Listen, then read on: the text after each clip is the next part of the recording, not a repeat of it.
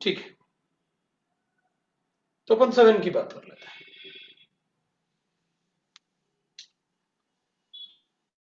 4 और 6 exactly same थे।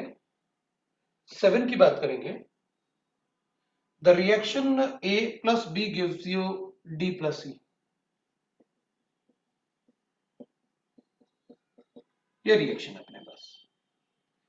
इसका मैकेनिज्म है A plus B gives you twice of C। फिर उसके बाद C plus B gives you K2D। और उसके बाद अपन को गिवन है C plus A,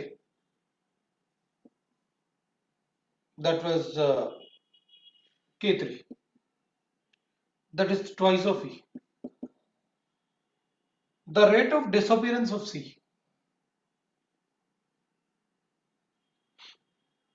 हमें C का डिसअपियरेंस बताना है,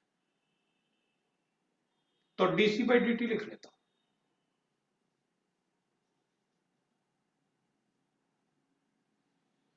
The rate of disappearance of C is given by,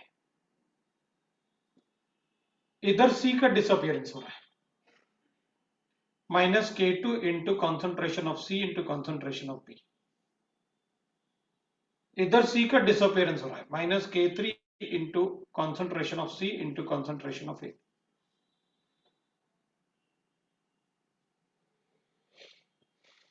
the rate of disappearance C is given by, तो C का सिर्फ अपन को डिसअपियरेंस बताना है।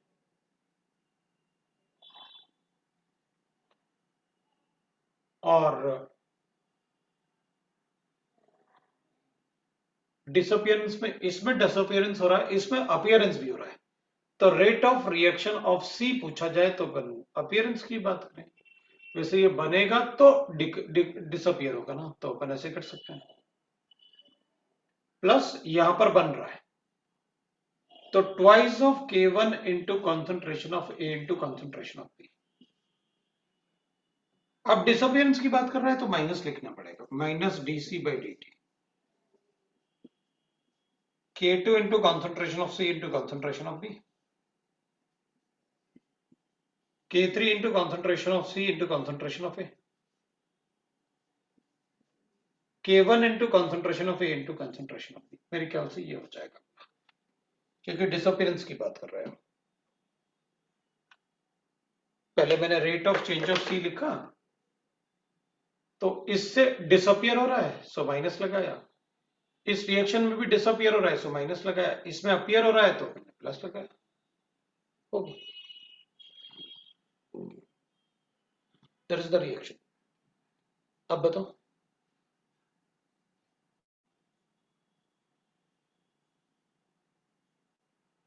किसी को डाउट है?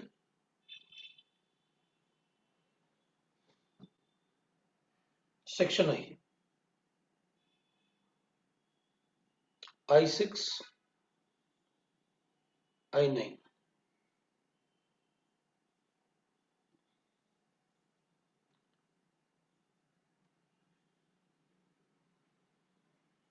I6 I9,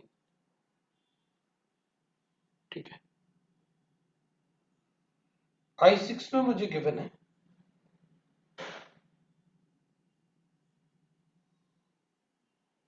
the radioactive decay is a first order reaction. Its rate on increasing the temperature 10 degree rise. Its rate on increasing the temperature 10 degree rise ना, 10 डिग्री राइज करेंगे तो ट्वाइस हो जाएगा ना।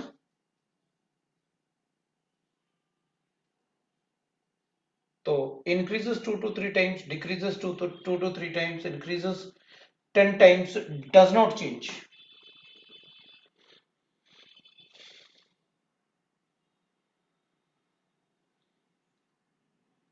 टेम्परेचर चेंज करने से rate थोड़ी change होता है, रेट कांस्टेंट चेंज होता है। Rate constant becomes 2 to 3 times, not rate. Rate constant होगा इसलिए रेट बढ़ेगा, रेट डायरेक्टली थोड़ी चेंज होता है टेम्परेचर से। So rate constant increases by temperature coefficient na, becomes double. So it is the rate constant which becomes double, not the rate. Rate इसलिए rate पे फर्क नहीं पड़ेगा, अगर रेट पे कोई फर्क पड़ेगा तो वो उसके टेम्परेचर की वजह से पड़ेगा, नहीं तो नहीं पड़ेगा। So rate does not change, it is the rate constant which becomes double by temperature coefficient we say.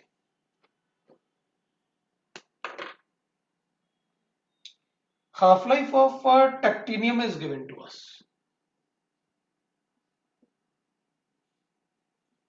6 hours. The total activity in a patient after receiving an injection containing tactinium must not be greater than this. ठीक है भाई, मेरे पास एक patient है, इससे ज्यादा नहीं होना चाहिए इसका एक्टिविटी, माइक्रोक्यूरी, सीआई ना, क्यूरी मतलब CI not C, microcurie after 36 hours.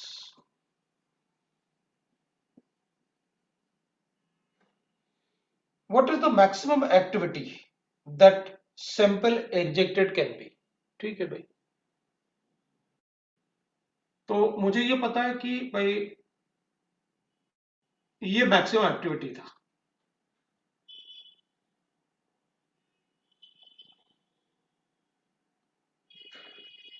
After every half life it will become half, तो आफ्टर 36 आवर्स इतने बार हाफ लाइफ यूज हुआ तो इतना बचेगा। वो कह रहे कि इससे ज्यादा माइक्रोक्यूरी नहीं होना चाहिए पेशेंट में आफ्टर 36 आवर्स।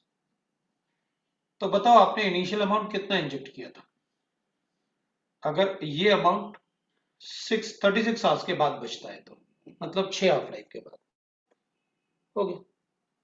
सो 10 की power -2 a naught 1/2 to the power of 6, so a naught will be equal to 10 की पावर -2 into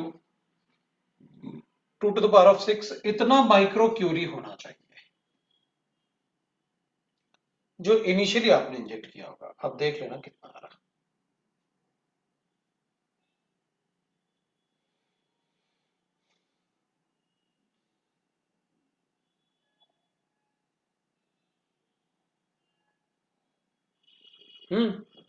रेडिएक्टिव डीके भी temperature, decay constant, radioactive decay नहीं, डीके कांस्टेंट। रेडिएक्टिव डीके थोड़ी होता है टेम्परेचर डिपेंडेंट, तो temperature independent होता है।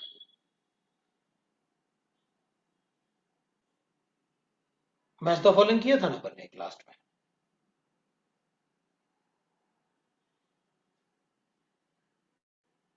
Tenth वाला।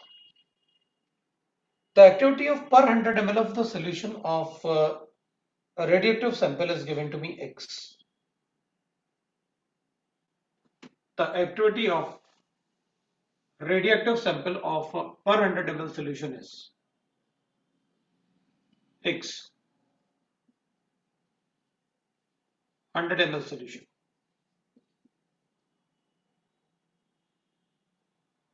How much water will be added to 200 ml of this solution so that the activity falls to X by 20 after 4 half-lives?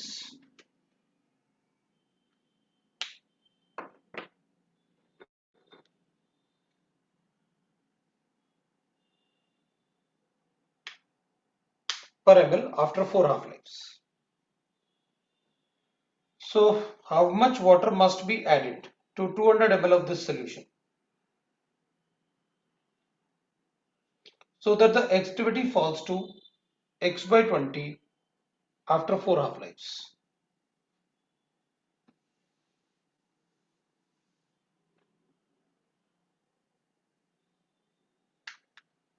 तो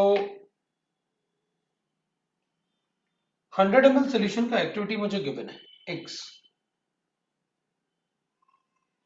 200 ml solution में मेरे पास एक्टिविटी है so that the total activity falls to this much after 4 half-lives। तो initial activity देख लेते हैं इसका, X by 20 given है और ये 1/2 इंटू 4 हाफ लाइफ देख लेते हैं। तो इनिशियल एक्टिविटी इसकी ये रही होगी, that is x/20 into 2 to the power of 4, that is the initial activity. अब ये 100 ml में एक्टिविटी था और x/20 इज पर ml अपन को गिवन है। How much water must be added to 200 ml of the solution so that it activity falls x/20 per ml after 4 half lives। ये x/20 तो पर ml है ना, ये तो इन 200 ml कितना होगा?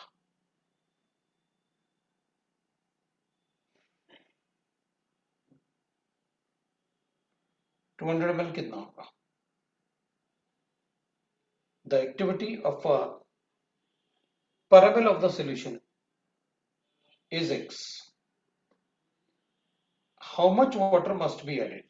अच्छा, ये भी अपन को पर 100 ml थोड़ी है, तो पर ml है the solution है। So the activity of per ml of the solution of radioactive substance is x. 1 ml का x है। How much water must be added to the 200 ml solution? 200 ml solution कितना water add करें so that the activity falls to x/20 after 4 half lives? मतलब इसके अंदर activity थी कितनी? x/20 ना, पर ml आफ्टर 4 हाफ लाइव्स। तो आफ्टर 4 हाफ लाइव्स अगर x/20 हो रहा है तो इनिशियल एक्टिविटी ये रहा होगा पर ml। तो कितना आएगा अपने पास? A0 will be 16x divided by 20, मतलब 4/5x, 4/5x इतना एक्टिविटी हो जाएगा। तो इसका इनिशियल एक्टिविटी था 200 इंटू, है ना, 200 into x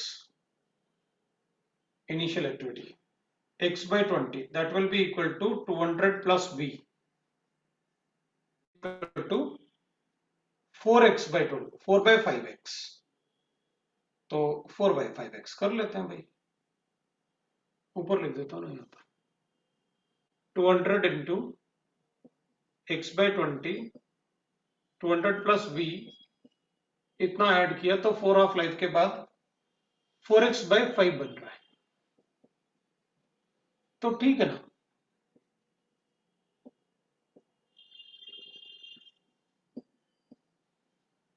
to 200 plus b into 4 कर लेते हैं, 50 will be equal to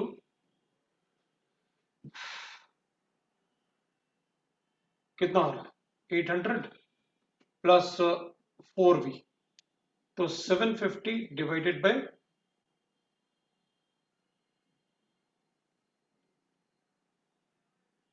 4 is equal to v आ जाएगा।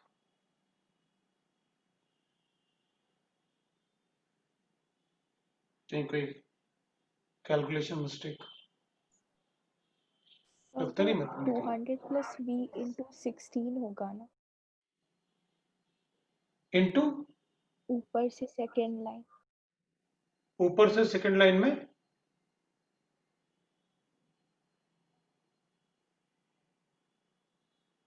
ये वाला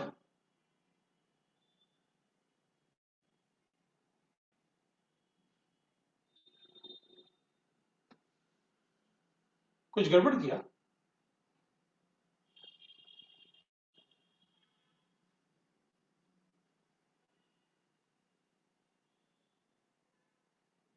ठीक तो किया।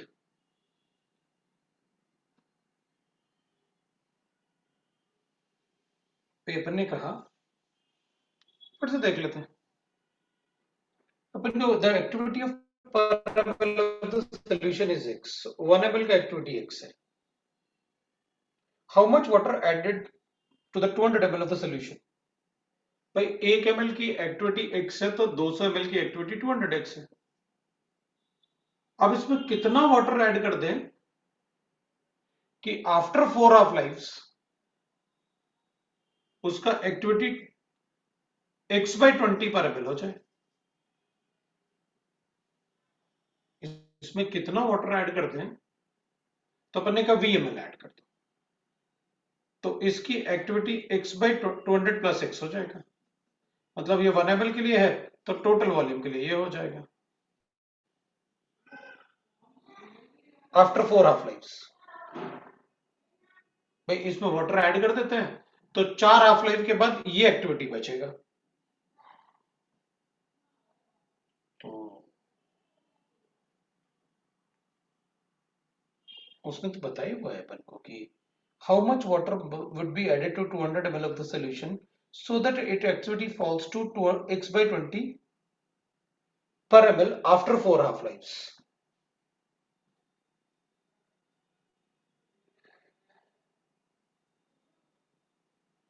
मुझे लग रहा है इसी को इक्वल कर दो 200 x is equal to x/20, क्योंकि पहले इनिशियल एक्टिविटी कितनी थी 200 ml की, और एक्टिविटी आफ्टर 4 हाफ लाइफ्स कितनी होगी जब अपन ने वॉल्यूम इतना ऐड कर लिया। तो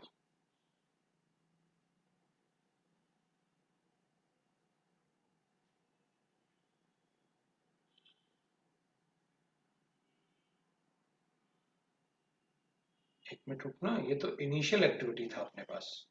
एक्टिविटी इनिशियली अगर A0 है मेरे पास तो हाफ लाइफ जो मान लो रखते हैं अपन, भाई ये तो इनिशियल एक्टिविटी हो गई ना, इतना लेफ्ट होगा after time T. After time T कितना हो जाएगा x/20 बच गया, और टोटल वॉल्यूम ये था तो x/20 बच गया, और टोटल वॉल्यूम तो वही रहेगा। तो अपन 200 प्लस v था, तो इसमें अपने पास क्या आएगा, अपन लिखेंगे A0 into 200 plus v into 1/2 into 4 half lines. ये तो कैंसिल कर दिया मैंने।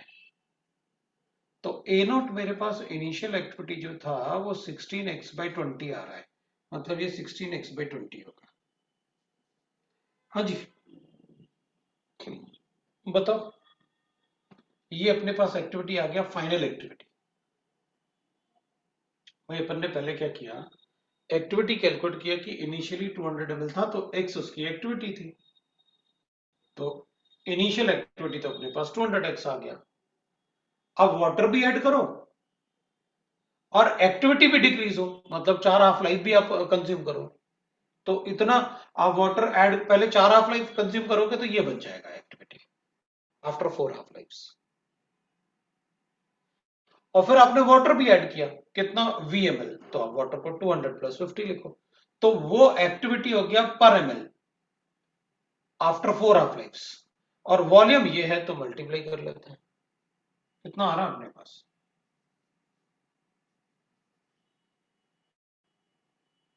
200 into 20 divide by 16 is equal to 200 plus v 5/4। ये कितना आ रहा है अपने पास 50 into 5 250, that will be equal to 200 plus v, so v will be equal to कितना 50 ml आ रहा है, इतना वॉल्यूम ऐड करूंगा। भाई इनिशियली अपन ने कहा 200 ml है, मुझे एक्टिविटी पर ml गिवन है कितना x, क्वेश्चन में गिवन है ना अपन को कि भाई देखो ना, द एक्टिविटी पर ml of the solution radioactive solution is x। भाई 1 ml का एक्टिविटी अपन को x गिवन है, तो 200 ml का एक्टिविटी 200x हो गया। अब वो अपन से कह रहा था how much water must be added to 200 ml of this solution so that the activity falls to x/20। तो अपन कहेंगे ठीक है भाई, अपन इसमें वाटर ऐड करें, अपन को पता है कि वो अगर रेडियो एक्टिव सब्सटेंस है तो x/20 फॉल होना चाहिए, मतलब 80 will be equal to A0 into 1/2 to the power of 4। तो अपन ने कहा देखो भाई, अगर आप चाहते हो कि ये x/20 बचे तो इनिशियली कितना रहा होगा एक्टिविटी, तो अपन ने कहा भाई इनिशियली एक्टिविटी ये था, हाँ तो उस एक्टिविटी को 200 प्लस v वॉल्यूम में आप कैलकुलेट कर लो। तो वो एक्टिविटी को अपन ने, एक एक्टिविटी हो गया ये वॉल्यूम इनटू एक्टिविटी, तो ये भी एक्टिविटी इनटू वॉल्यूम कर लिया अपन ने इनिशियली। जब आपने पानी डाला होगा तो इनिशियली कितनी एक्टिविटी रही होगी, ये रही होगी, कैलकुलेट कर लिया। Initial activity x into 200, initial activity कितनी आ रही थी 16x इंटू 200, ये 16x होगा अपना इनिशियल एक्टिविटी इंटू, इनिशियल मतलब A naught into 200 plus V volume आ गया, इतना वॉल्यूम डाल दो हो जाएगा। 50 ml अपने पास गिवन होना चाहिए, है गिवन, डी आंसर होगा। अब बताओ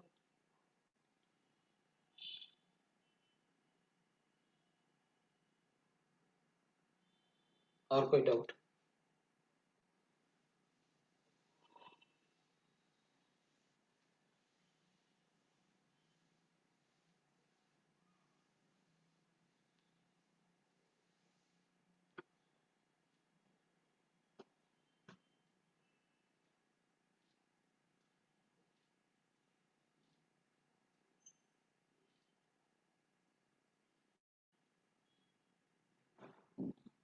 और कोई डाउट नहीं?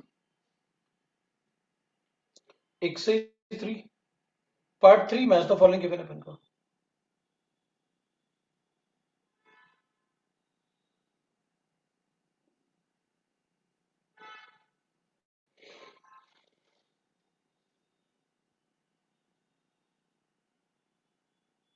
एक्सरसाइज 1 का पार्ट 3 का 2 का बी। सर अपना सिलेबस कब खत्म होगा? हो गया खत्म, अब क्या बचा हुआ है बताओ भाई, खत्म करने के लिए क्या बचा हुआ है ये तो बताओ। सरफेस केमिस्ट्री खत्म हो गया तो इनऑर्गेनिक केमिस्ट्री बचा हुआ है, अभी मेटलर्जी के डाउट्स बचे हुए हैं। पोर्शन खत्म करने का टेंशन मत लो, आपका एग्जाम भी एंड ऑफ फरवरी में है और आपके बोर्ड एग्जाम अप्रैल के बाद, अप्रैल के आसपास होंगे।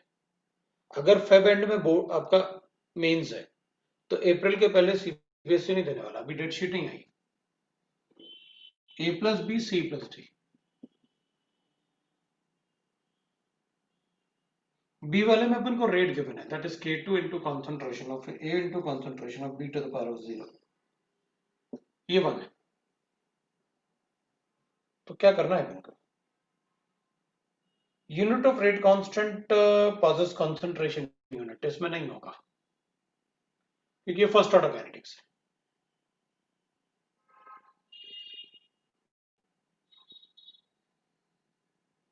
Rate constant for the reaction of both reactants is equal, नहीं ये जीरो ऑर्डर है, ये फर्स्ट ऑर्डर है, अलग अलग होंगे।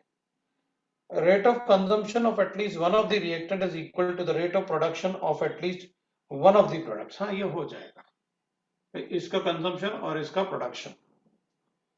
If both the reactions are taken in a stoichiometric coefficient, half life of the reactant are equal, नहीं भाई इसमें नहीं हो सकता, ये हाफ लाइफ कैसे इक्वल होगा?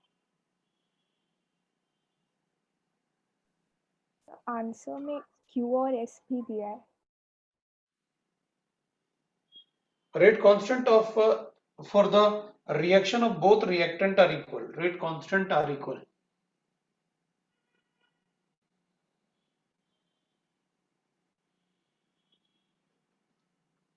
अच्छा वन स्टेप रिएक्शन बोल रहे हैं भाई। रेट कांस्टेंट तो अगर K2 ले रखा है ना उसने तो अपन को वही बताना पड़ेगा फिर बोथ द रिएक्टेंट के लिए। भाई रेट कांस्टेंट तो एक ही होगा ना, वो तो सभी रिएक्शन में होगा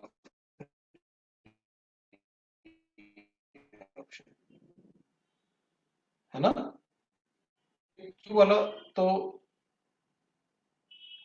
अगर मोलर कोफिशिएंट सेम है तो रेट कांस्टेंट क्योंकि A के लिए ऐसे हो जाएगा,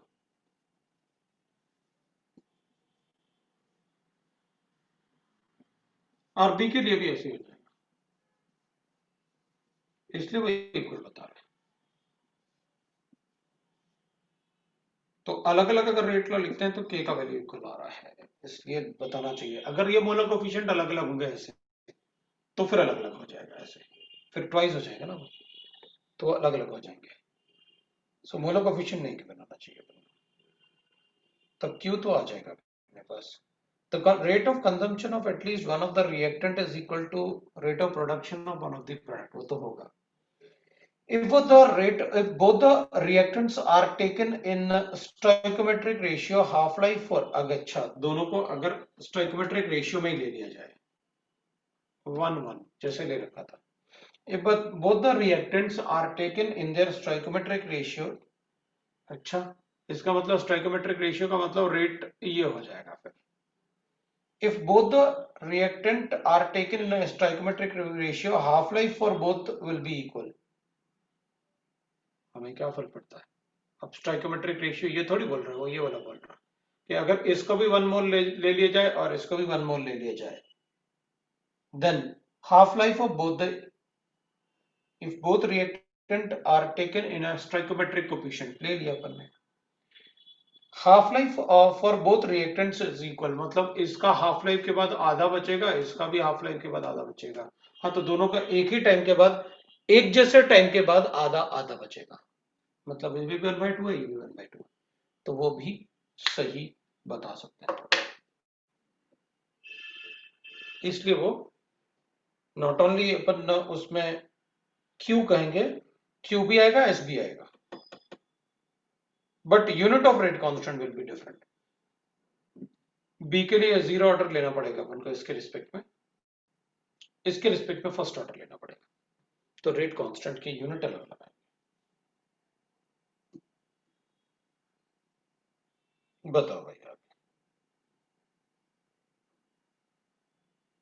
सर आपने लास्ट में जो बोला वो फिर से बोल सकते हो? बिल्कुल बोल सकता हूँ, क्यों नहीं बोल सकता। मैंने लास्ट में बोला, लास्ट वाला बात यूनिट की बात की थी अपन ने, अगर ए के लिए रेट कांस्टेंट का यूनिट फर्स्ट ऑर्डर, ए के रिस्पेक्ट में फर्स्ट ऑर्डर है ना, तो इसका रेट कांस्टेंट सिर्फ पर सेकंड आना चाहिए, तो 1 हो जाएगा, और बी के रिस्पेक्ट में 0 ऑर्डर है, अगर बी के रिस्पेक्ट में 0 ऑर्डर होगा तो के का यूनिट जो बी के रिस्पेक्ट में आना चाहिए वो मोल्स पर लीटर पर सेकंड आना चाहिए, सर बी के रिस्पेक्ट। तो हाँ बोल। पावर चेंज होगा कंसंट्रेशन ऑफ ए और कंसंट्रेशन ऑफ बी का? हाँ अपन क्या बोल रहे हैं ना, जो उसने अपन को क्वेश्चन दिया ना, मैं क्वेश्चन के हिसाब से बोल रहा हूँ, पी वाले ऑप्शन के लिए, पी वाले ऑप्शन में अपन को यूनिट बताना था, तो एक फर्स्ट ऑर्डर एक 0 ऑर्डर है, अपन ऑब्वियस सी बात है अलग अलग बताएंगे। Rate constant for both the reaction of both the reactant are equal, rate constant equal होगा, न्यूमेरिकल वैल्यू दोनों की इक्वल होगी, व्हाई इट इज सो, इधर भी के होगा इधर भी के होगा, रिएक्शन का रेट कांस्टेंट एक ही होगा के।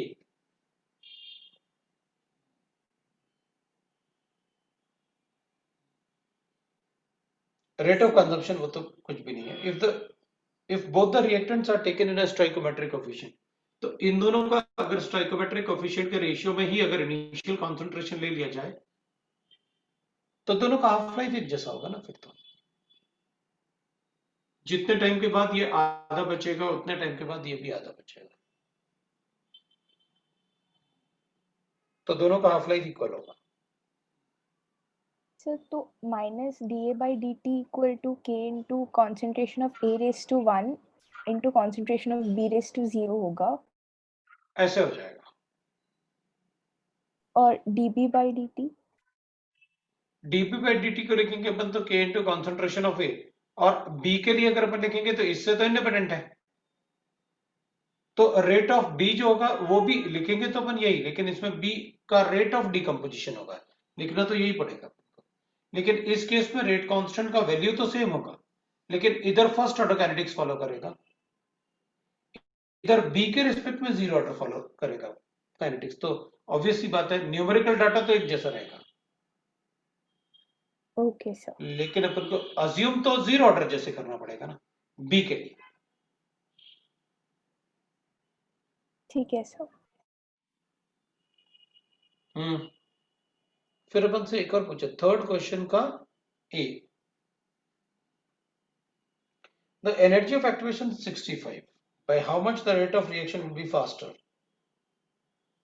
that 25 ना, तो अपन बता सकते हैं ना 25 डिग्री से 0 डिग्री से अगर 25 करोगे तो कितना फास्ट हो जाएगा, अगर k का वैल्यू अपन को गिवन है तो कैलकुलेट करो ना log of k2 अपन k1, that will be equal to delta H. Delta H कितना गिवन है अपन को 65 किलो जूल्स, मतलब 1000 जूल्स ले लेते हैं, 8.303 दैट इज 2.303 आर, 2.303 आर ना, R is 8.314, 1 upon T1, T1 is how much 0 degree, मतलब 273 माइनस 1 बाय 298। तो कैलकुलेट करके बताओ ना कितना फास्ट होगा, इससे कैलकुलेट करके बताना पड़ेगा।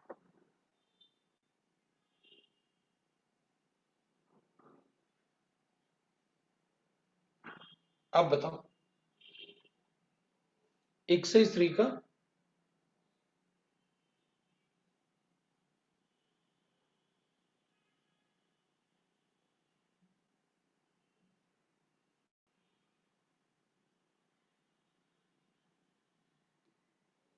और कोई डाउट है?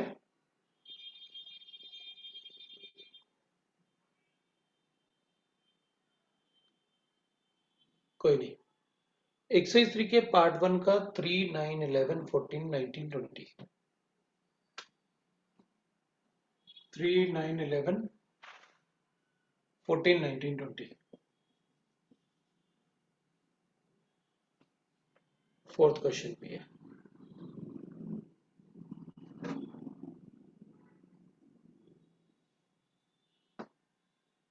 एक्सरसाइज 3 के पार्ट 1 का ये है।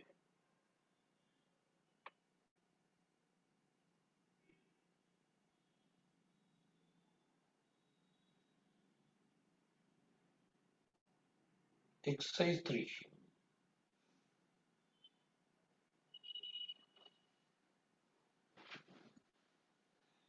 कुछ और भी पूछ रहा था। पार्ट 2 का G4 में टेम्परेचर कोफिशिएंट से क्यों नहीं किया सॉल्व? कौन सा G4? कौन सा G4 भाई? G4 में है क्या? क्वेश्चन नंबर 3 की बात करते हैं पहले।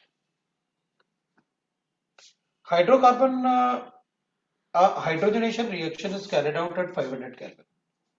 If the same reaction is, अब वो G4 आप याद रखना, अपना पूछ लेना बाद में, राइट ना? एक्सरसाइज 3 के पार्ट 1 का 4th और 25 दोनों, ठीक है? 25 बता दो। टेम्परेचर एक हाइड्रोजनेशन रिएक्शन है, मैं थर्ड की बात कर रहा हूँ, टेम्परेचर मुझे 500 केल्विन के देने। If the same reaction is carried out in the presence of catalyst, the temperature required is 400। अगर हम catalyst के presence में, so ये uncatalyzed reaction है, ये uncatalyzed है, ये T catalyzed है, अगर catalyst use करोगे तो 400 केल्विन पे भी हो जाएगा। Calculate the energy of activation of the reaction if the catalyst lowers the energy of activation by 20 kilojoules। अगर आपका कैटलिस्ट 20 किलो जूल से एनर्जी ऑफ एक्टिवेशन लोअर हो जाएगा बाय यूज ऑफ टेम्परेचर, ठीक है? तो catalyst at the same rate मतलब हो गया कि भाई सेम रेट मतलब हो गया, अपन रेट कांस्टेंट अज्यूम कर लेते हैं सेम होगा, या आप ऐसे कर लो R1 is equal to K1 into concentration of air time, R2 is equal to K2 into concentration of air time. Rate same है, मतलब K1 is equal to K2 लेना है अपन को। सो ये हो जाएगा A1 into e to the power of minus A by RT 1, और इसके लिए ले लेता हूं, दैट इज ये हो जाएगा अपने लिए अनकैटलाइज या कैटलाइज जो भी आपको लेना है, और ये A2 into e to the power of minus E2 by RT ले लेता हूं, ठीक है? रिएक्शन इज सेम, सिर्फ टेम्परेचर डिफरेंस है, तो ये कैंसिल हो जाएगा। सो मैं ऐसे कर लेता हूं, minus EA by RT E1 by RT T1 is equal to E2 by RT T2, R तो कैंसिल हो जाएगा, बचा क्या मेरे पास? कैटलाइज्ड रिएक्शन, तो इसमें अपन ये ले लेते हैं कैटलिस्ट, ये ले लेते हैं अनकैटलाइज्ड रिएक्शन। सो ये कैटलिस्ट में अपन को कितना टेम्परेचर गिवन है 400 केल्विन, और energy of activation catalyst use करो तो 20 kilo joule, 20 activation energy by 20 kilo joules, मतलब ये 20 किलो जूल्स माइनस इससे कम होगा, तो ये नेगेटिव हटा देता हूं, तो ये हो गया x minus 20 divide by 400 is equal to ये हो जाएगा x डिवाइड बाय 500। लो अपना x आ गया, आंसर आ गया। इनिशियल एनर्जी ऑफ एक्टिवेशन वही तो पूछा होगा। Energy activation of the reaction कितना होगा अगर कैटलिस्ट के प्रेजेंस में कितना लोअर हो जाए वो अपन को गिवन है। लो भाई अपना आंसर कर लेते हैं अपन। तो इधर 500x लिख लेते हैं माइनस, सो 10,000 लिख लेते हैं अपन इज इक्वल टू 400x कर देते हैं अपन। तो कैलकुलेट कर लेते हैं अपने पास कितना आ जाएगा।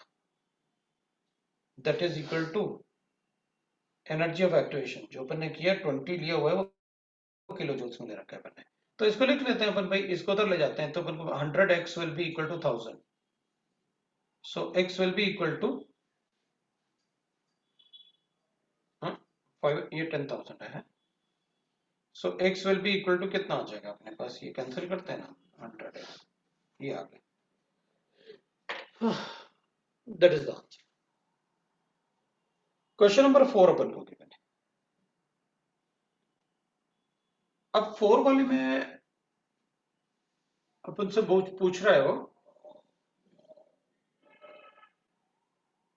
if I is the intensity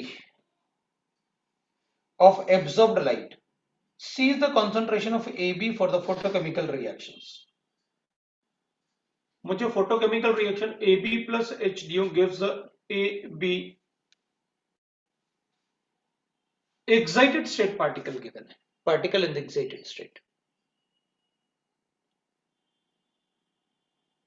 The rate of formation of AB will be directly proportional to, तो अपन कहेंगे जितना रेडिएशंस उतना ज्यादा पार्टिकल बनेंगे। उसमें क्या है, इसको 100 ले लिया हमने, लेकिन रेडिएशंस मेरे पास 10 ही है, तो मैं 10 से ज्यादा थोड़ी एक्साइट कर सकता हूं। आप कितना भी नंबर ले लो इसका, तो number of excited particle will depend on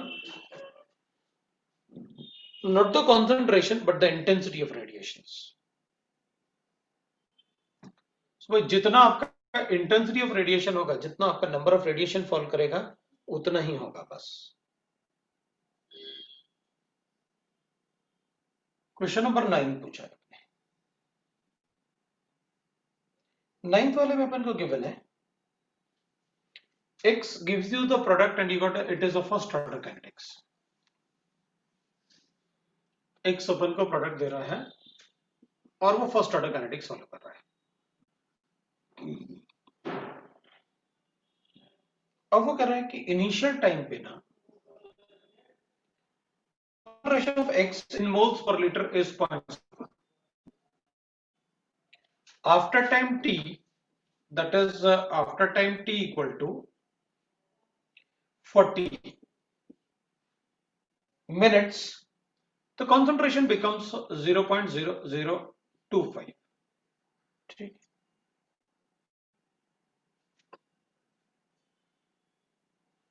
first order kinetics है। बताना क्या है इसमें, the initial rate of reaction in moles per litre. तो इनिशियल रेट मतलब ये वाला, तो rate will be equal to k into concentration of x to the power of a। First order है तो 1 लिखते हैं। मेरे पास रेट कांस्टेंट नहीं है तो कैलकुलेट करो ना इससे, k इज इक्वल टू हो जाएगा 2.303 divide by 40 into log of initial is 0.01 divided by 0.0025। ये लो भाई k आ गया। इसको सब्स्टिट्यूट करो, ये वैल्यू अपन को पता है, ये पूछा है आपसे, k आ गया मेरे पास। 0.01 इज द इनिशियल रेट। ये लो आंसर आ गया 9th वाले का। 11th वाले में मुझे गिवन है एक रिएक्शन अपन को गिवन है। 11th वाले क्वेश्चन में twice of x in gaseous state gives you 3y plus 2z, all are in gaseous state। Initial time the pressure found out to be, pressure of x find out to be 800 p naught। मुझे 800 given है,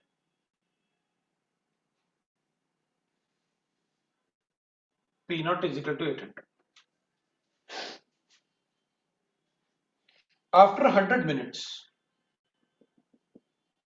it becomes P naught minus X. The partial pressure of X is 400.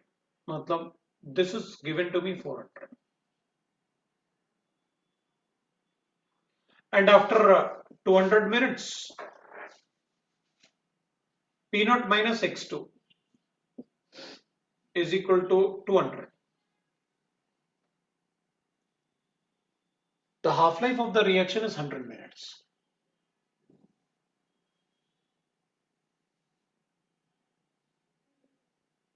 The order of reaction with respect to X बताना है अपन को. The rate constant of the reaction and after 75% completion what will happen? ठीक है. Total pressure when the partial pressure of X is this much. ठीक. तो पहले तो आप ये बता दो कि ऑर्डर ऑफ रिएक्शन क्या है, कैसे.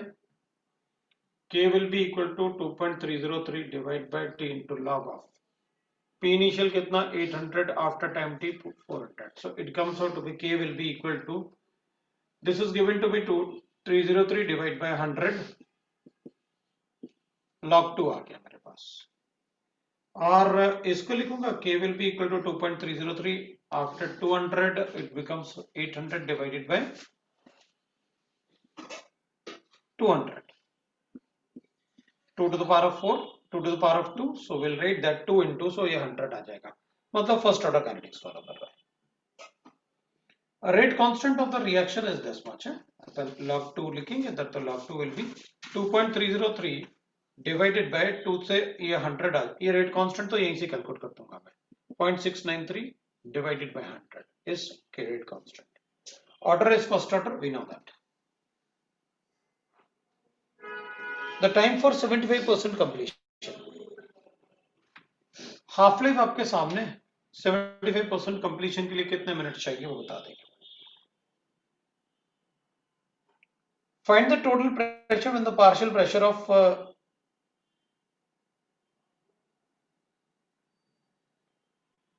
Px is 700. ठीक है भाई. अब इसको अपन ऐसे कर देते हैं, ये x1 लिया था ना आपने, तो 75 अपन को बता रखा है when Px का टोटल प्रेशर, मतलब इसका टोटल प्रेशर इज 700, तो मुझे टोटल प्रेशर बताना है जब इसका प्रेशर 700 है.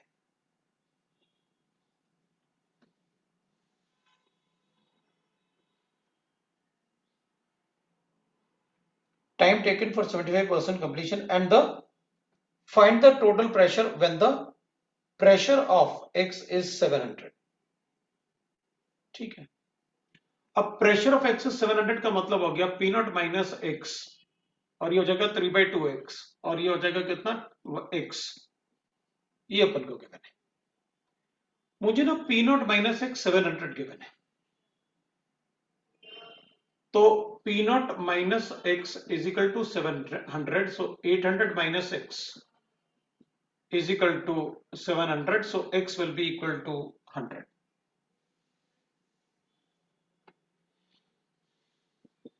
And P total will be equal to P naught minus X plus 3/2x plus X. Calculate करके बताओ. This is 700 plus 300/2 plus 100. ये लो भाई आंसर आ गया.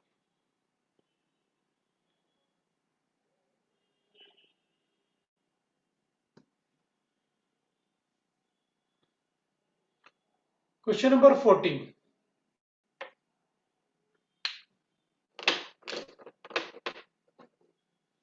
फोर्टीन्थ वाले में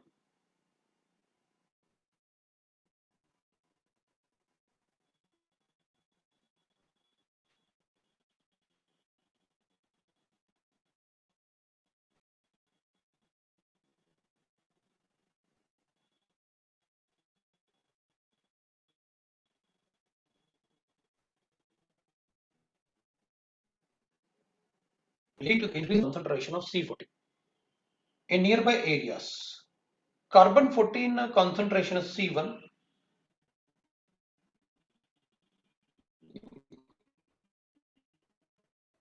near, if the age of the fossil is determined T1 T2, then what will happen? ठीक है भाई,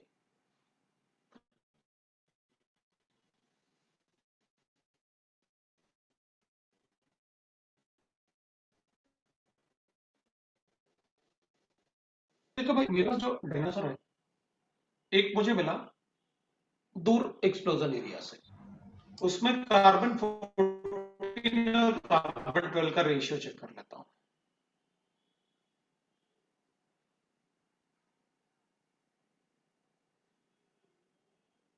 कौन सा क्वेश्चन नंबर 14 नहीं समझा? समझाया क्या? अभी तो बता ही रहा हूं, समझाना तो दे, है ना? तो मैंने आपसे कहा कि मुझे अपन ने वो पढ़ा ना, कार्बन डेटिंग, कार्बन डेटिंग ही तो है।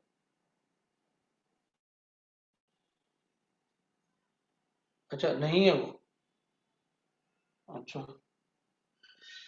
तो मुझे नहीं बताना है फिर वो, अब एक बार पढ़ लिया है तो बता ही देते हैं, है ना?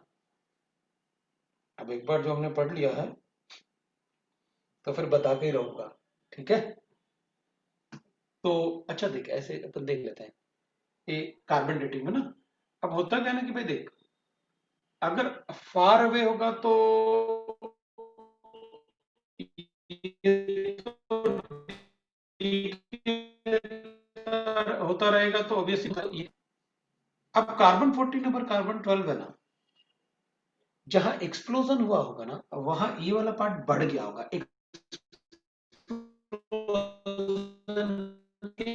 कार्बन 14 की वजह बढ़ जाएगा।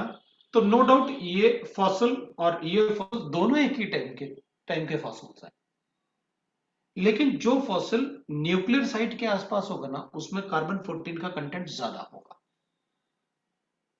क्योंकि वो न्यूक्लियर एक्सप्लोजन से भी कार्बन 14 जनरेट होता है ना, रेडियो एक्टिव। तो वहां पर ये रेशियो बड़ा मिलेगा और ये वाला रेशियो कम मिलेगा।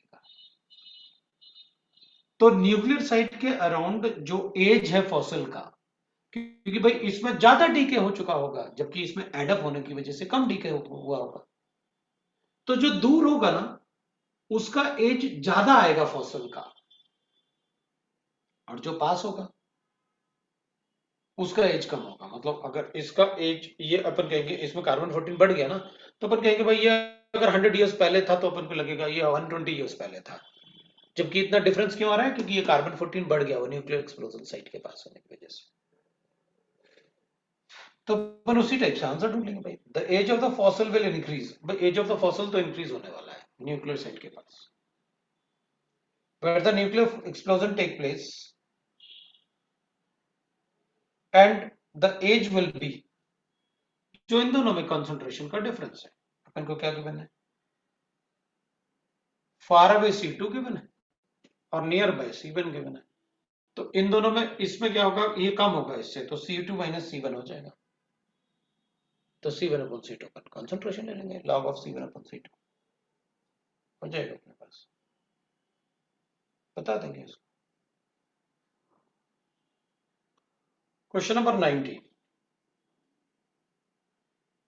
19 वाले में अपन को गिवन है, अरे अब गड़बड़ हो गया,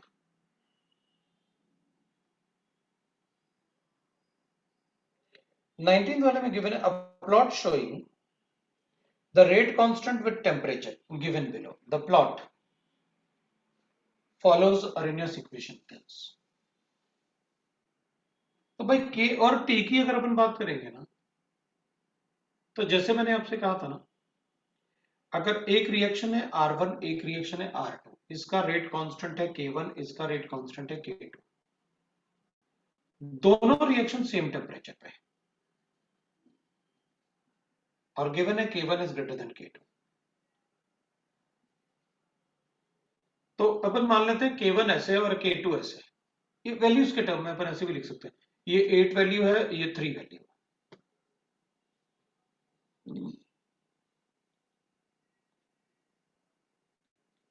दोनों का टेम्परेचर बढ़ाते हैं तो इसका भी वैल्यू बढ़ेगा और इसका भी वैल्यू बढ़ेगा।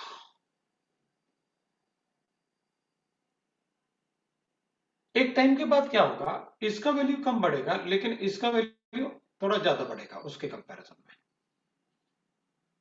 ये थोड़ा ज्यादा बढ़ेगा।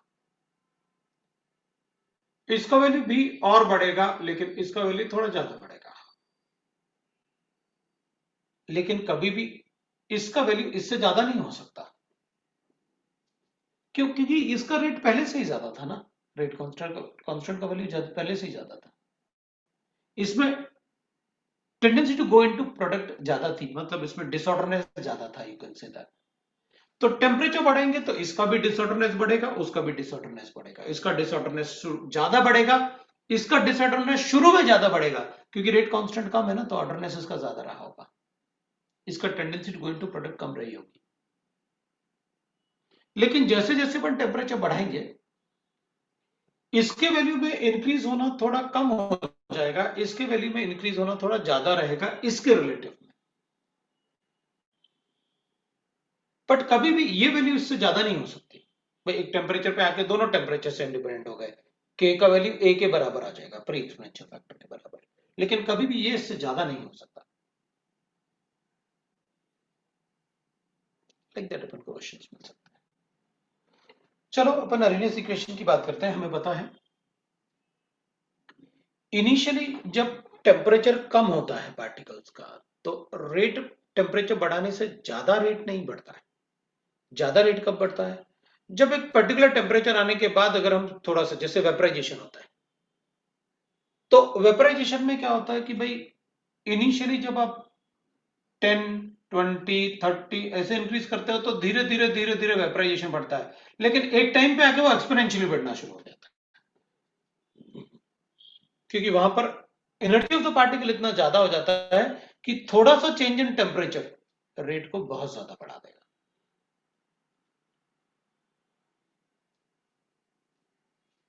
उस टाइप से क्वेश्चन बता सकते। तो अपन को ये तो था के वर्सेस टी का ग्राफ है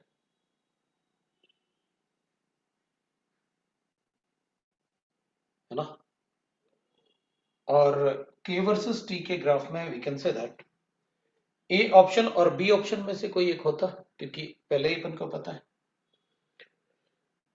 बी ऑप्शन ln और 1/t के फॉर्म में होता है, ln ऑफ के और 1/t, उसमें स्लोप तब नेगेटिव आता है। और k इंटू टी का ग्राफ, अगर k वर्सेस t का ग्राफ डायरेक्टली देखेंगे तो टेम्परेचर बढ़ाने से रेट कांस्टेंट बढ़ता है। तो बी ग्राफ नहीं हो सकता था, बी ln वर्सेस 1/t का game, ln of k versus 1/t का ग्राफ है। अच्छा, डी ऑप्शन में देखा नहीं, मैं देख नहीं रहा था मुझे। k वर्सेस t का ग्राफ है ना, मतलब तुम ये कह रहे हो कि टेम्परेचर बढ़ाने से रेट कांस्टेंट कम हो जाए। डी ऑप्शन होगा ना, ln of k versus 1/t, बहुत अच्छा है। वहां ln ऑफ k कहां लिखा हुआ? नहीं ना, तो नहीं हो सकता होगा। क्वेश्चन नंबर 20 में मुझे गिवन है, we are given the reaction like this, twice of NO2। वैसे ये रिएक्शन अपन ने काफी डिस्कस किया हुआ है, twice of N2O5 decompose to give 4 NO2 plus O2, it follows first order kinetics. मेरे ख्याल से हमने kinetics of first order reaction पढ़ा था ना, सबसे पहला डिकम्पोजिशन इसी का पढ़ा था, bye formation of volume of O2।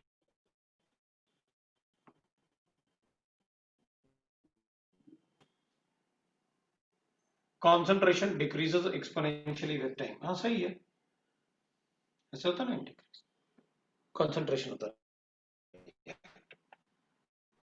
सही है।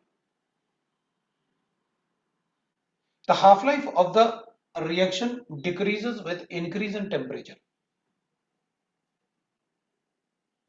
The first order reaction, na? The half-life of the temperature decreases with increasing the temperature. T half is equal to 0.693 divided by K. Temperature क्या किया आपने? Increase किया। अगर temperature बढ़ाओगे तो K बढ़ेगा, K बढ़ेगा तो ये कम होगा, तो हाफ लाइफ डिक्रीज होगा। करेक्ट है।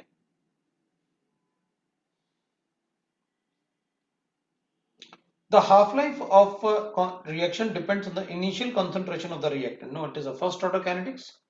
Independent होता है concentration से half life. The reaction proceeds to 99.6% in 8 half life duration. भाई मैं कैलकुलेट करूंगा, मेरे पास ये कितना है, K is equal to 2.303 divided by T half into log of 100 divided by 99.6 ऐसे लिखूंगा, इसको सॉल्व करके चेक करूंगा.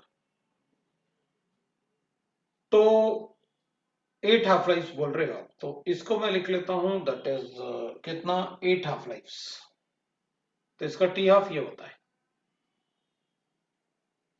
तो मैं इसको ऐसे कर लेता हूं, टी हाफ.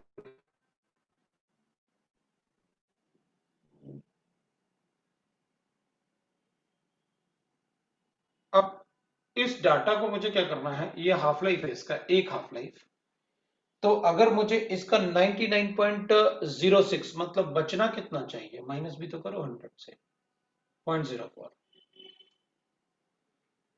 8 हाफ लाइफ बोल रहा है. चलो देखते हैं, इसको सॉल्व करूंगा मैं. 2.303 divided by T into log of, after decomposition ना 99.6% कंप्लीशन, ये तो गलत लिखा मैंने ना, 100 माइनस 99.6 तो 0.4 होगा ना, 0.4 है ना. अब इतना भी ना लिखो, मतलब चलेगा, इधर 0 4 तो 10 ना 90, बाकी अपन को पता है. तो अपन क्या करेंगे, इसको हटाते हैं और इसको 0 लिखते हैं, और इसको हटा के इसको 250 लिखते हैं, है ना. और 2.5 इंटू 10 के पावर ऐसे लिख लेते हैं इसको, 2.5 into 10 to the power of 2, इसको सॉल्व कर लेते हैं. लॉग 2 अपन को पता है क्या आता है, लॉग 2.5 है ना, तो आप उसे कैलकुलेट करो और बता दो, देखो कितना आ रहा है तुम्हारा आंसर.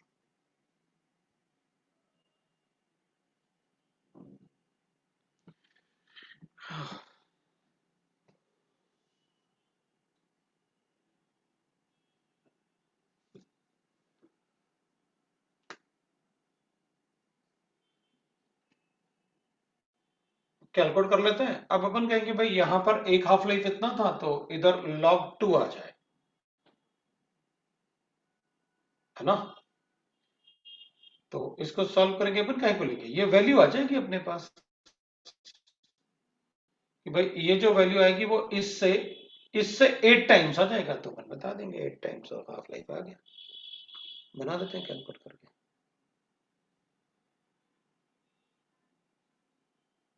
तो टी हाफ को इन दोनों को कंपेयर कर लेना, इस वाले को और इस वाले को, कि ये टाइम कितना आ रहा है, टाइम लिख लो आप, ये तो 8 टाइम्स आ जाना चाहिए. तो ये जो टाइम आएगा वो 8 टाइम्स ऑफ हाफ लाइफ आ जाएगा, तो इसमें अपन log 2 मल्टीप्लाई करते हैं, तो इसको log 2 से मल्टीप्लाई करेंगे तो विल गेट दैट, तो अपन कैलकुलेट कर लेते हैं ना. टाइम जो आ रहा है वो 2.303 divide by T into log of 2.5, 10 की पावर 2,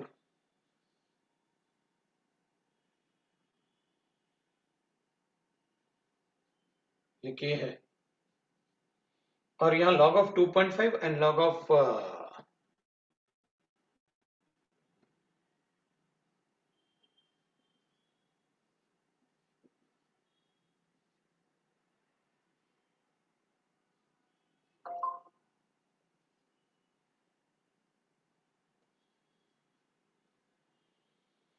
0.39, 2.303 इंटू 0.39 डिवाइडेड बाय के आ रहा है मेरे पास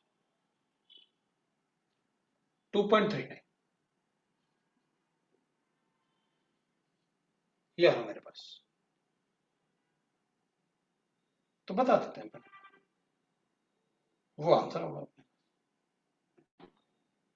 8 टाइम्स आ जाएगा।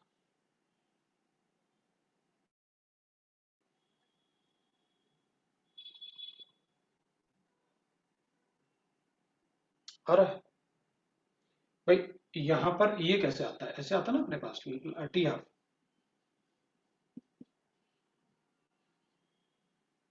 पॉइंट 3 यही तो आता है।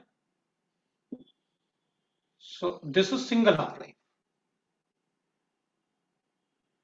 और ये जो वैल्यू आ रही है ना, ये 0.3 इंटू 8 आ रहा है, 2.39। ओके,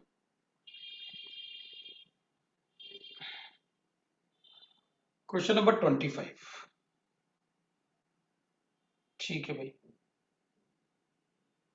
क्वेश्चन नंबर 25 में अपन को गिवन है the percentage of yield of ammonia is a function of time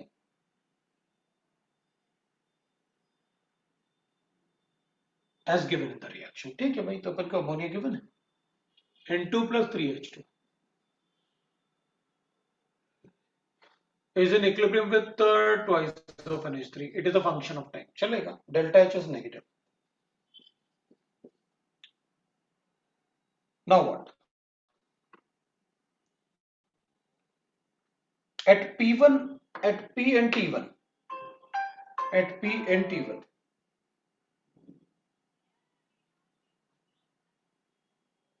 ठीक है ना, at P and T1, if the reaction is conducted at, भाई इसमें प्रेशर इनिशियली अपन को गिवन है P and T1. If the reaction is carried out at P and T2, मतलब temperature बढ़ाया P and T2, अगर टेम्परेचर बढ़ाया अपन ने, ठीक है, and given that T2 is greater than T1, so the percentage of yield of ammonia as a function of time is represented by, reaction is exothermic, temperature बढ़ाओगे तो reaction will shift in backward direction, तो percentage of ammonia will decrease.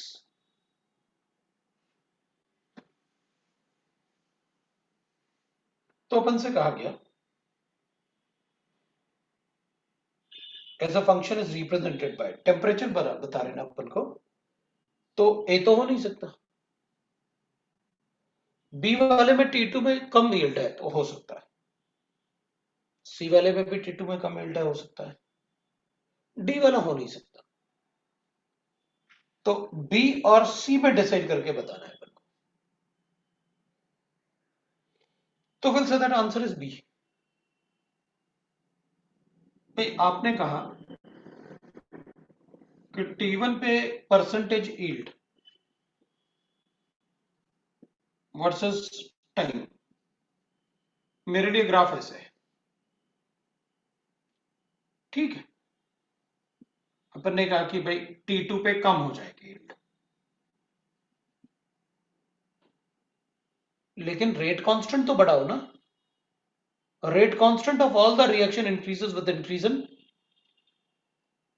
Temperature, no matter it is, भाई initially rate of reaction, rate constant तो बढ़ाओ ना, initially तो rate ज्यादा होगा ना, रेट कांस्टेंट तो सभी रिएक्शन का इंक्रीज होगा, इससे तो स्पीड ऑफ रिएक्शन तो बढ़ेगा ना, तो यील्ड कम हो जाएगा, स्पीड तो बढ़ो। So rate constant of all the reaction increases with increase in temperature, no matter it is exothermic or endothermic reaction. That's why.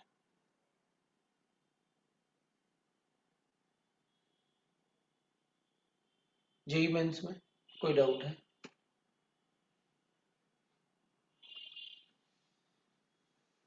JEE mains वाले में कोई डाउट है तो बताओ।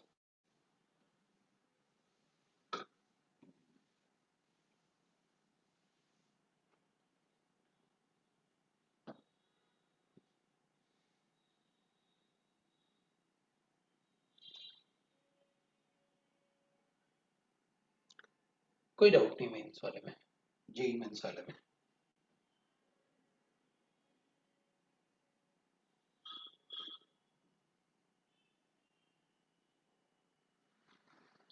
कोई लोग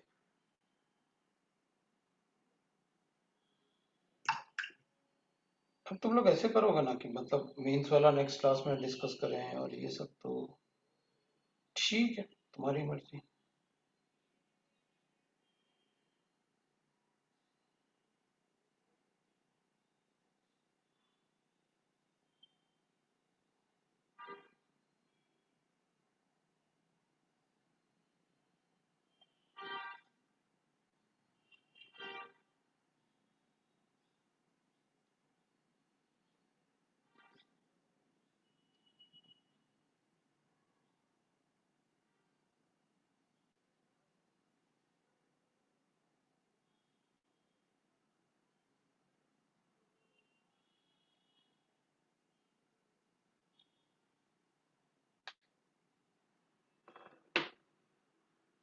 हम्म, ठीक है, तो अब क्या?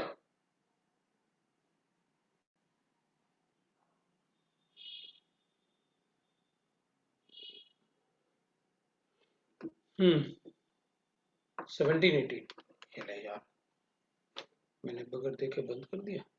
मेंस खत्म नहीं हुआ है, मेंस वाला तो पहले खत्म करना था बेटा, मेंस वाला तो अपन को पहले करना चाहिए खत्म। मेंस वाला इसलिए पहले खत्म करना चाहिए क्योंकि मेंस वाले में थोड़ा क्वेश्चन इजी होता है, इजी होगा तो अपन इजीली कर पाएंगे ना उन क्वेश्चंस को। चलो कोई बात नहीं, अपन मेंस वाले अगर क्वेश्चन एक दो 17-18 पूछा है वो बता देते हैं, उसके बाद भी अगर किसी का डाउट होगा तो अपन बाद में बता देंगे उसको। मेंस वाले का 17-18 पूछा उसने।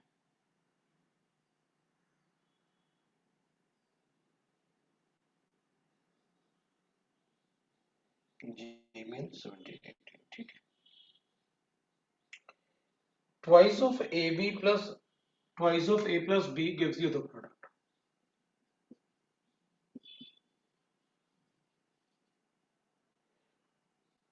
When the concentration of A and B both are doubled, the rate of reaction increased from, अरे यार तुम लोग ना, ये तो बड़ा इजी होगा यार। Rate will be equal to K into concentration of A to the power of X, B to the power of Y,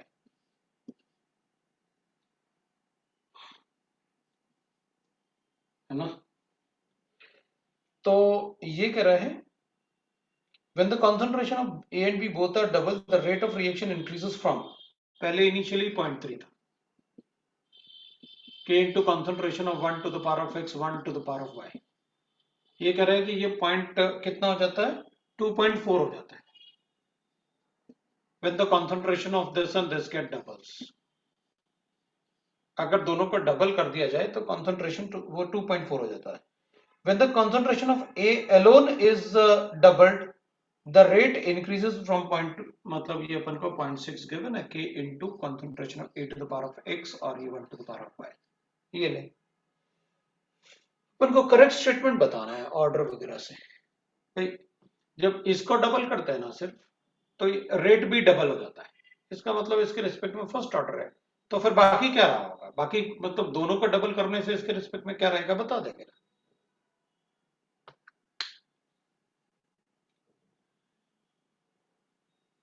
ठीक है, अब क्या करना है अपन को, 19 वाला, अरे यार 19th वाला क्वेश्चन, 19th वाले क्वेश्चन में गिवन है कंसिडर द, अरे ये 18 नहीं, ये कुछ और ही बता दिया मैंने, 17 बता दिया शायद उसने, हाँ 17 ही तो पूछा था, 18।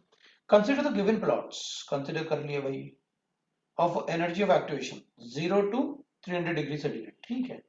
Rate constant, energy of activation, choose the correct graph, ठीक है भाई। K is equal to ln of K is equal to ln of A minus A by RT। अगर एनर्जी ऑफ एक्टिवेशन डिक्रीज होगा, जैसा कि अपन को गिवन है, increase होगा, अगर ये इंक्रीज होगा तो ये डिक्रीज होगा, क्योंकि ये तो कांस्टेंट होता है। पहला वाला ग्राफ अपन कहेंगे K का वैल्यू, अगर पहले वाले ग्राफ को देखें अपन, तो इसको बढ़ाने से, अगर इसको बढ़ाने से बढ़ रहा है ना एनर्जी ऑफ एक्टिवेशन। इसको बढ़ाने से अगर अपन पहले वाले ग्राफ के हिसाब से, क्योंकि ऐसे कभी ना करते, पहले वाला ग्राफ मैं देख लेता हूँ के वर्सेस, तो ऐसे ग्राफ के मैंने अपन को, तो के का वैल्यू मैक्सिमम होगा जब एनर्जी ऑफ एक्टिवेशन जीरो होगा। के का वैल्यू मैक्सिमम होगा जब एनर्जी ऑफ एक्टिवेशन जीरो होगा। फिर एक टाइम के बाद एनर्जी ऑफ एक्टिवेशन कांस्टेंट हो जाएगा। ठीक है, फिर अपन कहेंगे, इसमें अपन को कोई डाउट नहीं कि भाई ठीक है, अपन कहेंगे एनर्जी ऑफ एक्टिवेशन, उसमें अगर ग्राफ बनाना है तो अपन बता सकते हैं। Choose the correct option, first is right and the second is wrong. अच्छा, सेकंड वाला ग्राफ भी देख लेते हैं। के वर्सेस टी का ग्राफ एक्सपोनेंशियल होता है, वो अपन को पता है ऐसे, लेकिन उसने ऐसे बनाया कि अगर टी जीरो हो जाए तो भी के रहेगा, तो ये गलत हो गया। अगर टेम्परेचर जीरो हो जाए,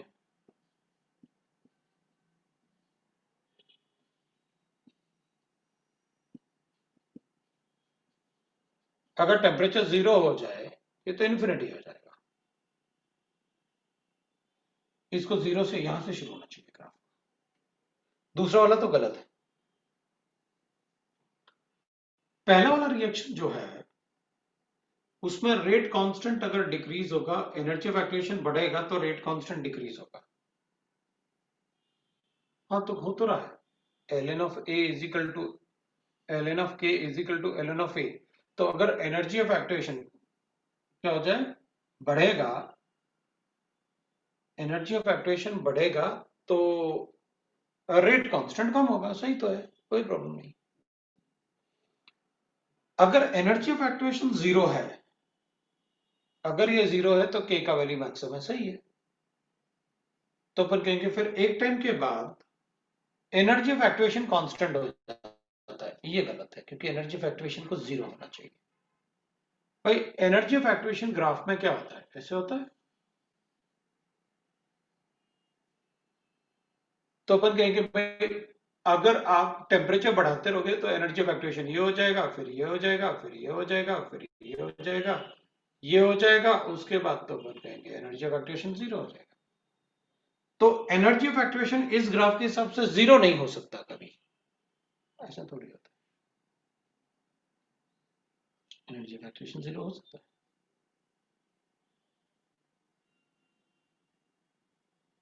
ये कह रहा है एनर्जी ऑफ एक्टिवेशन एक पॉइंट पे आके कांस्टेंट हो जाता है। तो के और ई का ये ग्राफ ऐसे होना चाहिए था, एनर्जी ऑफ एक्टिवेशन।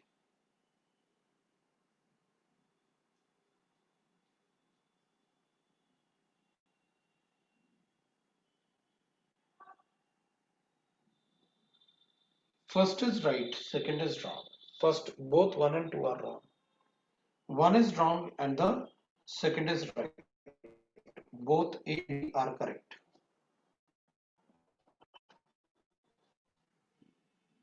मुझे लग रहा है दोनों ही करेक्ट वाला आंसर भी हो सकता है या दोनों रॉन्ग वाले आंसर हो सकते हैं, क्योंकि अपन को ना तो वैल्यूज गिवन है और ना कुछ गिवन है। यार कुछ गड़बड़ तो नहीं है। अर्नियस इक्वेशन, अच्छा 0 to 300 डिग्री सेंटीग्रेड गिवन है, 0 to 70 डिग्री सेंटीग्रेड, मतलब अपन ने इसको तो अपन ने 0 केल्विन लेके सॉल्व किया। वही तो एक्सप्लेन कर रहा था मैं कि अगर टेम्परेचर 0 हो जाए केल्विन, तो वो तो कह रहा है अपन से 0 डिग्री सेंटीग्रेड और 300 के बीच में आ रहा है। सेकंड वाला तो करेक्ट हो जाएगा फिर, क्योंकि अगर ये 0 केल्विन होगा तो ग्राफ यहां से शुरू होगा ना। तो 0 डिग्री सेंटीग्रेड, 0 डिग्री सेंटीग्रेड में अपन को कोई प्रॉब्लम नहीं है, वाला करेक्ट हो जाएगा। 0 डिग्री सेंटीग्रेड में अपन को कोई प्रॉब्लम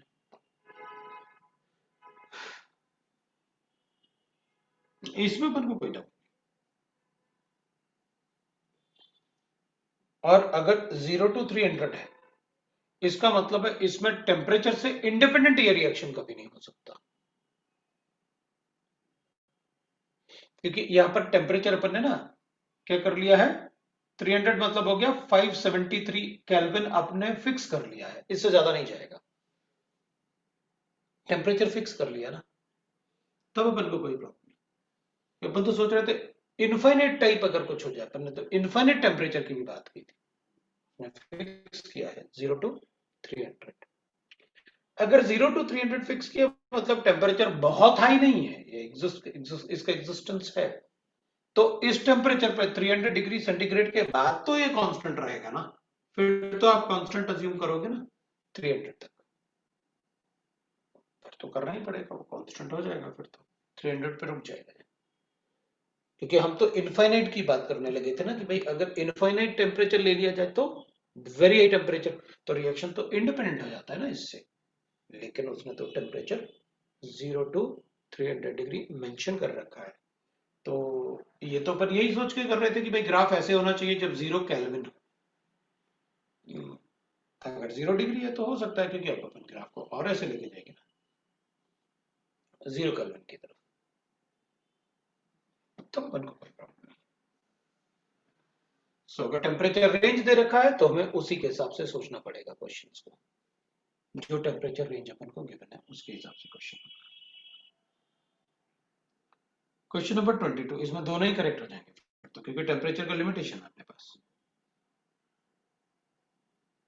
22 में अपन को गिवन है decomposition of x exhibit the rate constant of this much per year, that is a decay constant.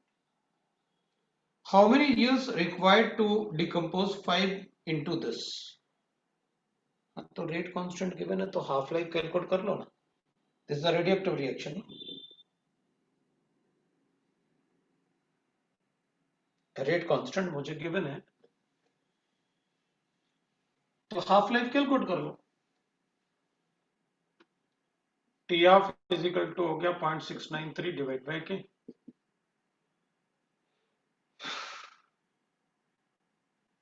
Rate constant this much per year, per time given है ना क्योंकि microgram. How many years it will required to, ठीक है half life आ गया तो बता देना how many years.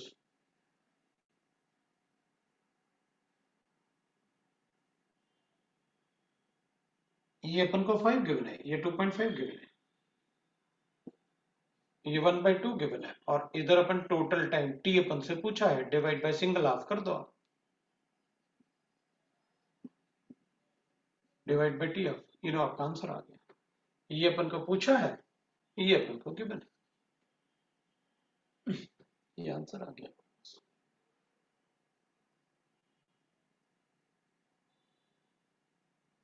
अब एक्सरसाइज 2 भी आपको करना है, एक्सरसाइज 2 भी तुमको करना है, डिस्कस अपन बाद में कर लेंगे कोई प्रॉब्लम नहीं, लेकिन एक्सरसाइज 2 भी आप कर सकते हैं।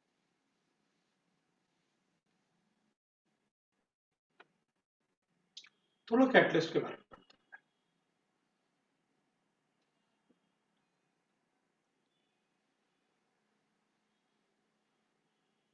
कैटलिस्ट वो रिएजेंट होते हैं जो रिएक्शन में कंज्यूम नहीं होते हैं, but they increases the rate of reaction through intermediates, they are catalyst. They choose alternate path which has less energy of activation to carry out the reaction, they are catalyst,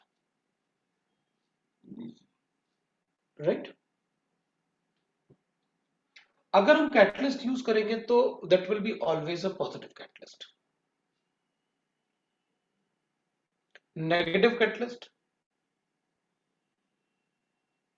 हमको बताना पड़ेगा what is negative catalyst, मतलब reaction to reaction very करेगा, अपन ने लिखा भी था किसी लिए।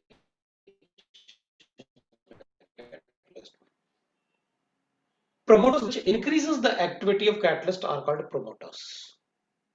Promoters वो होते हैं जो कैटलिस्ट के कैटालिटिक एक्टिविटी को इंक्रीज करता है, they are called promoters.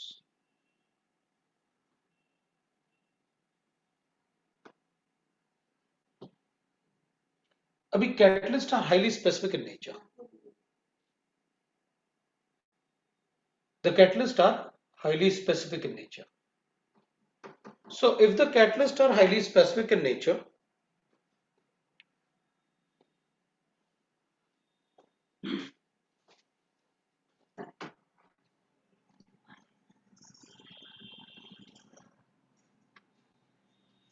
so if the catalysts are highly specific in nature,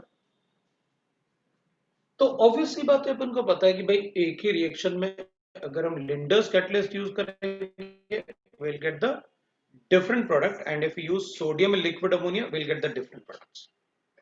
So the catalyst will be highly specific in nature,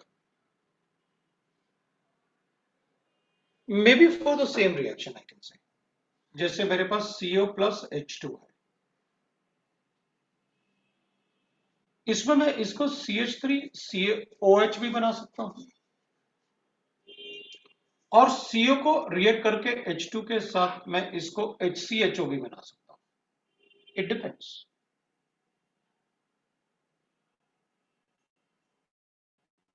अगर मैं इसमें मैं कोई ऐसा कैटलिस्ट यूज कर लूं जो इसको रिड्यूस भी करेगा, तो आई विल गेट लाइक दिस.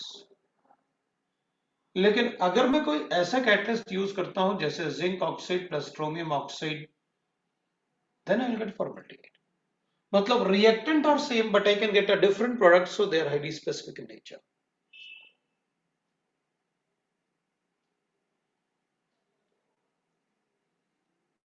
हमने काफी कुछ पढ़ा हुआ है, heterogeneous catalyst, homogeneous catalyst, like that बहुत कुछ कैटलिस्ट के बारे में डिस्कस किया हुआ है.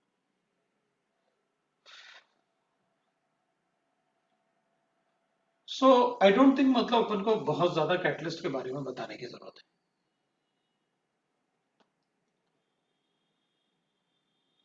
कुछ सेल्फ कैटलाइज्ड रिएक्शन भी होते हैं, हाइड्रोलिसिस ऑफ एस्टर, जिसमें जो अगर कोई रिएक्शन का रेट रिएक्शन के टाइम के साथ बढ़ रहा है, इसका मतलब है कि उस रिएक्शन में जो प्रोडक्ट बन रहा है वो प्रोडक्ट उसमें कैटलिस्ट जैसे भी यूज हो रहा होगा. वरना टाइम के साथ तो कॉन्सेंट्रेशन ऑफ द रिएक्टेंट कम होगा, तो रेट ऑफ रिएक्शन को कम ही होना चाहिए.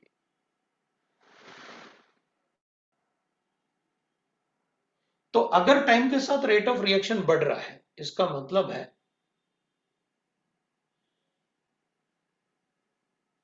कि उसमें कोई सेल्फ कैटलाइज्ड रिएक्शन यूज हो रहा है.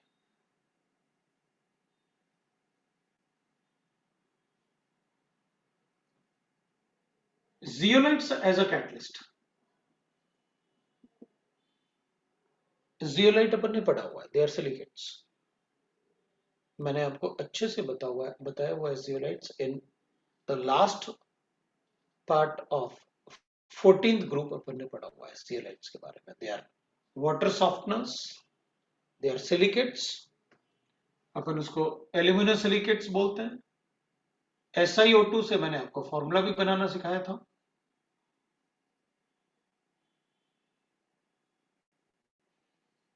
Na, और you can write that metals भी लिख सकते हो आप. बाइवेलेंट और ट्राइवेलेंट मेटल हो सकता है.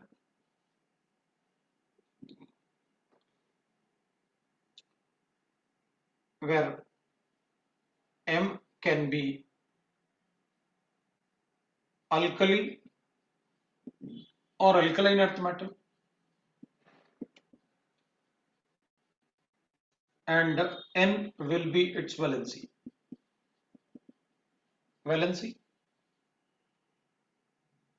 इलेक्ट्रोपॉजिटिव मेटल यूज करना होगा.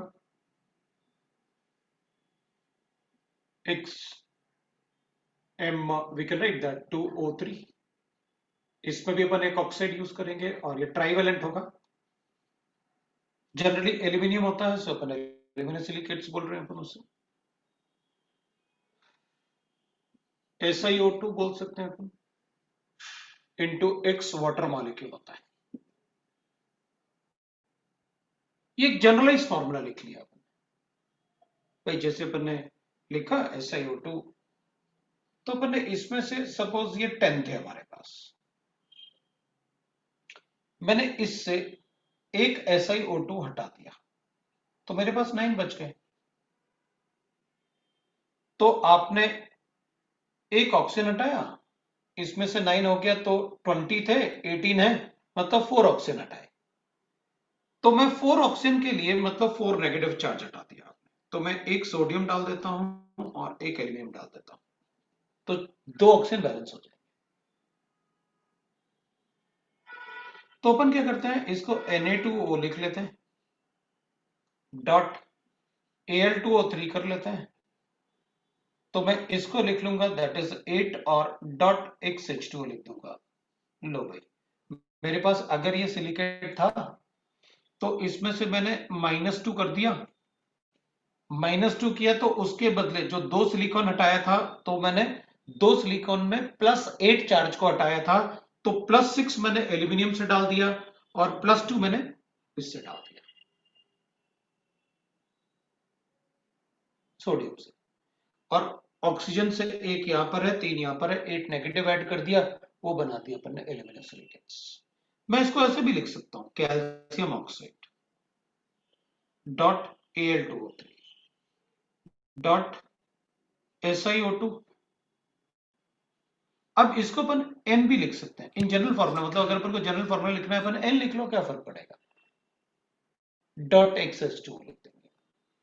अब इधर क्या हुआ, तो अपन कहेंगे जैसे यहां पर 2 था तो मैंने x/1 कर लिया था, लेकिन इधर क्या हो जाएगा, इसका x is what, where n is the valency, ये वैलेंसी था अपने पास। तो अपन इसमें अगर x का वैल्यू 1 है, उधर भी x लिखा हुआ है तो यहां पर कुछ और लिख देंगे, अगर x का वैल्यू मतलब कैल्शियम अपन ने 1 लिया हुआ है तो मुझे इसको 2,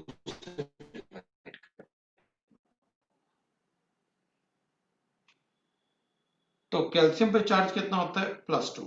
तो मैं ऐसे लिख सकता हूं ताकि अपन को कैल्शियम भी ये वैल्यू फिर 1 हो जाए। So x n is the valency and x is the numbers ना, how many numbers we have taken. अगर यहाँ पर 1 लेंगे तो डिवाइड बाय 2 लिखेंगे अपन, तो 1/2 करना पड़ेगा फिर मुझे। तो बेटर है कि अपन इसको चार्ज बैलेंस करें, तो चार्ज बैलेंस करने के लिए मुझे ये 2/2 ही होगा, तो इसकी वैलेंसी 2 है और ये x भी मुझे लेना पड़ेगा, 2 लेना पड़ेगा ना उसको, तो ये बैलेंसी अपन इसको ऐसे ही लिखे ना, क्या फर्क पड़ेगा अपन को, हमें चार्ज ही तो बैलेंस करना है, अल्कली और अल्कलाइन अर्थ मेटल है, that's all. M is alkali और अल्कलाइन अर्थ मेटल, वैलेंसी तो हम खुद ही बता देंगे क्या, that's why they are called aluminum silicates, they are zeolites, porous molecule,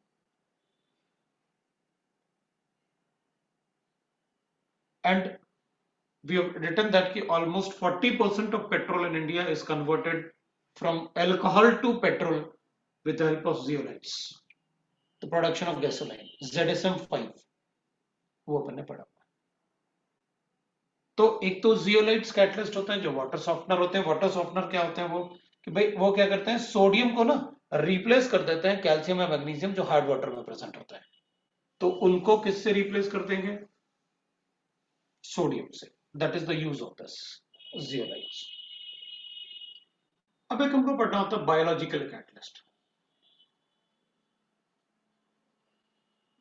biological catalyst are nitrogenous catalyst, वो लिविंग ऑर्गेनिज्म से ही मिलते हैं, are nitrogenous catalyst, nitrogenous catalyst जैसे एंजाइम्स होते हैं, they are nitrogenous catalyst, like enzyme,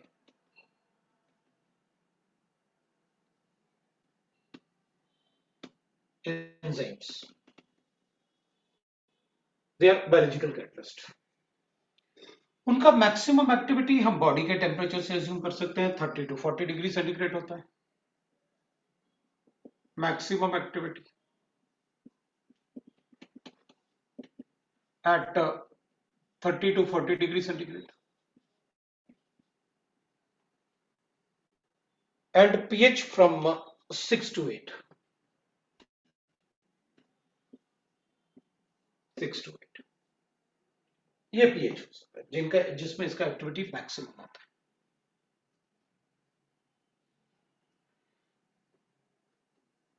These are high molecular weight compounds,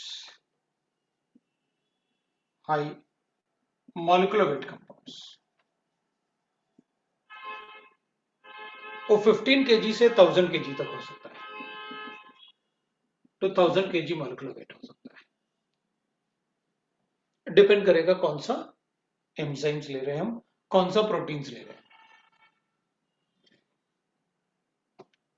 These are highly specific in nature. Highly specific in nature. In nature. ये बहुत ज्यादा स्पेसिफिक होते हैं. अगर मुझे सुक्रोज को कन्वर्ट करना है, एग्जांपल लेते हैं. अगर मुझे सुक्रोज को कन्वर्ट करना है ग्लूकोज प्लस फ्रक्टोज में, तो मुझे इन्वर्टेज ही लेना पड़ेगा.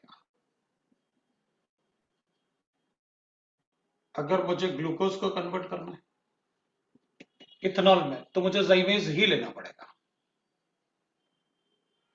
Biological catalyst.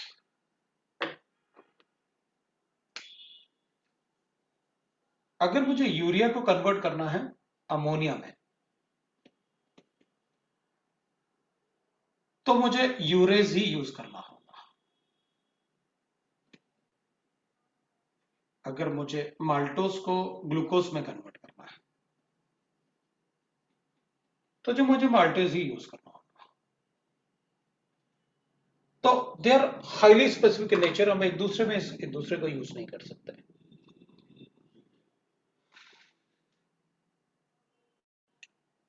These work on the principle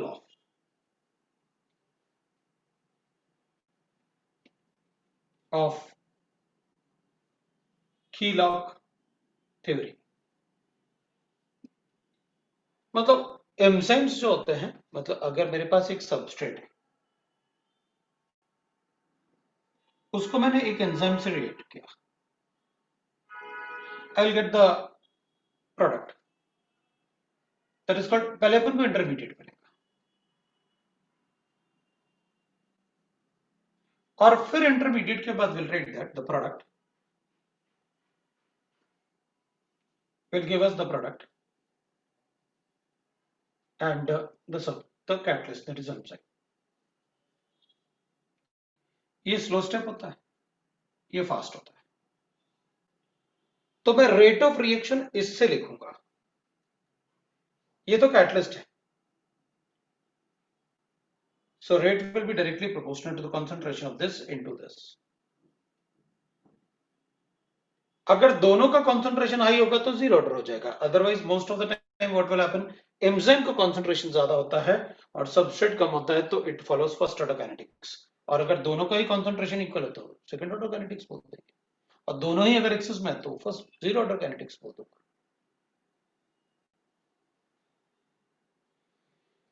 कीलॉक theory का मतलब है जैसे हमारे बॉडी में मिलियंस ऑफ एंजाइम होंगे.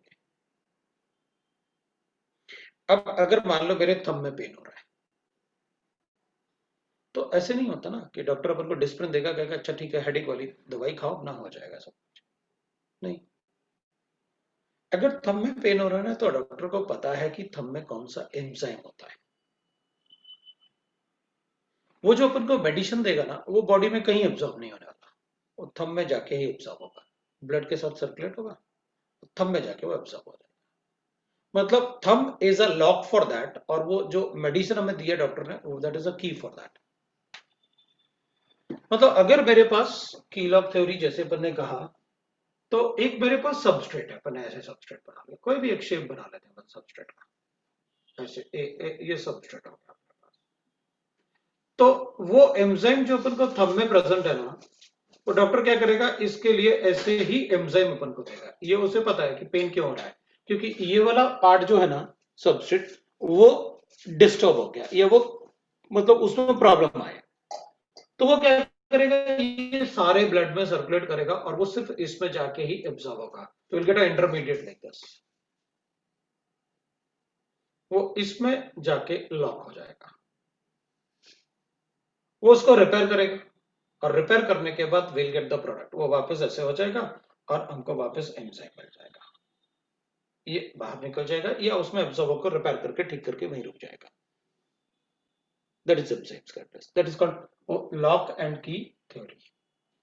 मतलब ऐसे कोई लॉक और की ऐसे कुछ लेने वाला नहीं है, बट थ्योरी को नाम ऐसे देख दिया. That's a biological catalyst. ठीक है। So this is about the catalyst. अब मुझे एक आपके इस चैप्टर में ना एक कैटलिस्ट के लिए एक पूरा एक पेज पे ना सारे कैटलिस्ट लिखे हुए हैं, पॉजिटिव कैटलिस्ट, नेगेटिव कैटलिस्ट, इसी चैप्टर में, इसी वाले पार्ट में। एक बार वो पढ़ लेना। अपन ने बहुत सारे रिएक्शन जो पढ़ चुके हैं ना, वही लिखा हुआ है वहां पर, और कुछ रिएक्शन अपन पढ़ने वाले हैं क्योंकि इनऑर्गेनिक अपन का बचा हुआ है ना। ठीक है, तो ये आपका बायोलॉजिकल कैटलिस्ट है। नेक्स्ट क्लास में विल डिस्कस द कोलाइड्स, इसका कोलाइडल पार्ट डिस्कस करेंगे। That is all for this class. खत्म।